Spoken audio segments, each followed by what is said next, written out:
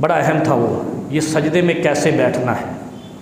اذا سجد احدکم فلا یبرک کما یبرک البعیر، ایسے نہیں بیٹھنا جیسے اونٹ بیٹھتا ہے۔ اونٹ پہلے اپنے گھٹنے مارتا ہے زمین پہ، اور نماز میں جب مومن سجدے میں جاتا ہے تو گھٹنے مارنا منع ہے، پہلے ہاتھ رکھے گا۔ کما یبرک البعیر، مشابہت قرار دی ہے، کہا کہ اونٹ کی طرح نہیں بیٹھو جب سجدے میں جایا کرو۔ والیدا یدیہ قبل رکبتیہ، اور گھٹنوں سے پہلے ہاتھ رکھا کرو، دونوں ہاتھ رکھا کرو، پھر گھٹنے زمین پہ رکھا کرو، ٹھک ٹھک نہیں مارا کرو فرش پہ، یہ غیر سنت ہے، نبی علیہ الصلوۃ والسلام کے طریقت نماز کے خلاف ہے۔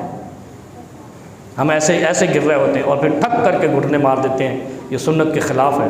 نماز بھی پڑھ رہے ہیں اور نماز کی مخالفت بھی کر رہے ہیں، طریقہ کار کی مخالفت بھی کر رہے ہیں، اور اس کو پھر کہا کہ یہ اونٹ کی طرح بیٹھنا ہے، اور انسان ایسے نہیں بیٹھتا، انسان انسانوں کی طرح بیٹھے، پہلے ہاتھ رکھیں۔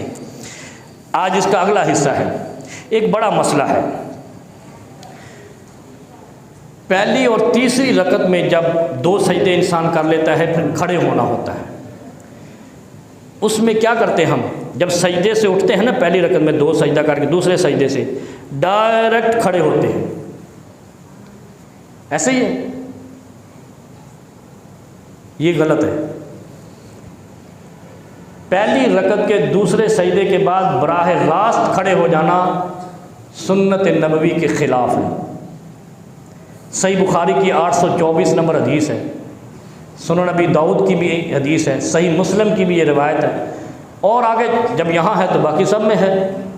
پھر دیکھو نا، ایک جگہ پہ 5000 6000 حدیثیں ہیں، ایک جگہ پہ 24000 حدیثیں ہیں، تو لامحالہ یہ 6000 بھی اس میں شامل ہے، دوسری کتابوں میں۔ ہم کہتے ہیں اس میں ایسے ہو، بھائی یہ تو ہیں ہی نا، یہ ایسی ہے جسے کہتے ہیں نا متفق علیہ، یہ مشترک علیہ ہے۔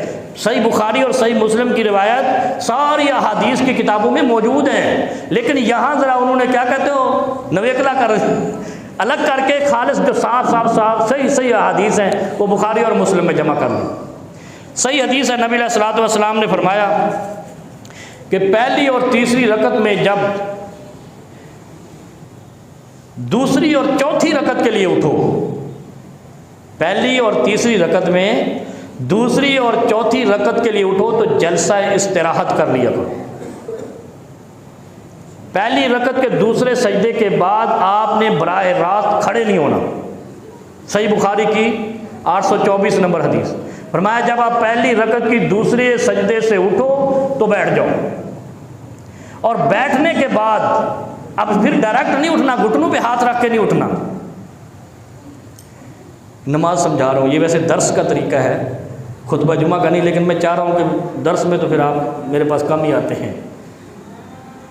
پہلی رکعت کے دوسرے سجدے پہ جب آپ نے اٹھنا ہے تو ایک تو آپ نے براہ راست کھڑے نہیں ہونا، یہ نبی علیہ الصلوۃ والسلام کے طریقے کے خلاف ہے۔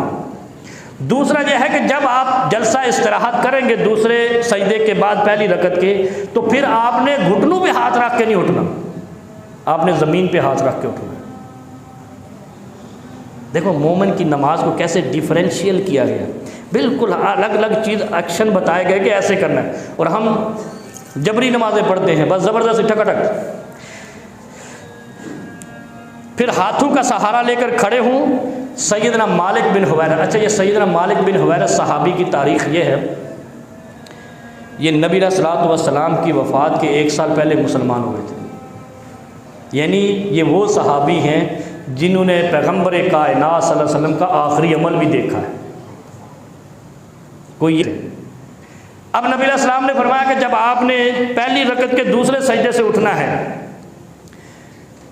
اذا رفع رأسہ عن السجدۃ الثانیہ، جب دوسرے سجدے سے سر اٹھاؤ، جلسہ واعتمد، اچھا جلسہ نہیں کہا صرف بیٹھ جاؤ، واعتمد، اب یہ اعتماد، واعتمد کہتے ہیں اعتماد سے،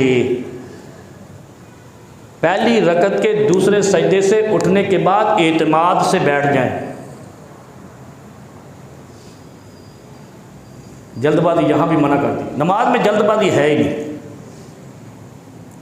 پہلی رکعت کے دوسرے سجدے سے اٹھیں، جلسہ بیٹھیں، واعتمد اور اعتماد سے بیٹھیں، اشارے سے نہیں، جیسے کچھ لوگ یہاں پہ رکوع اشارے کا کرتے ہیں، آئے اور ٹک ایسے بات نہ، اعتماد سے بیٹھیں، علل ارضی، زمین پر سجدے سے اٹھے، آرام سے بیٹھ گئے، بیٹھنے کے بعد دوبارہ کھڑے ہوئے، ثم قام، یہ ہے نماز میں پہلی رکعت کے دوسرے سجدے اور تیسری رکعت کے دوسرے سجدے کے بعد قیام کا طریقہ کار جو نبی علیہ الصلوۃ والسلام نے فرمایا کہ پہلی رکعت کے دوسرے سجدے کے بعد سجدے سے اٹھیں، پھر بیٹھیں، اعتماد سے بیٹھ کر پھر دوبارہ کھڑے ہو جائیں۔ اسی طرح تیسری رکعت کے دوسرے سجدے کے بعد اٹھیں، بیٹھیں اور پھر اعتماد کے ساتھ بیٹھنے کے بعد کھڑے ہو جائیں، ثم قام، پھر کھڑے ہو جائیں۔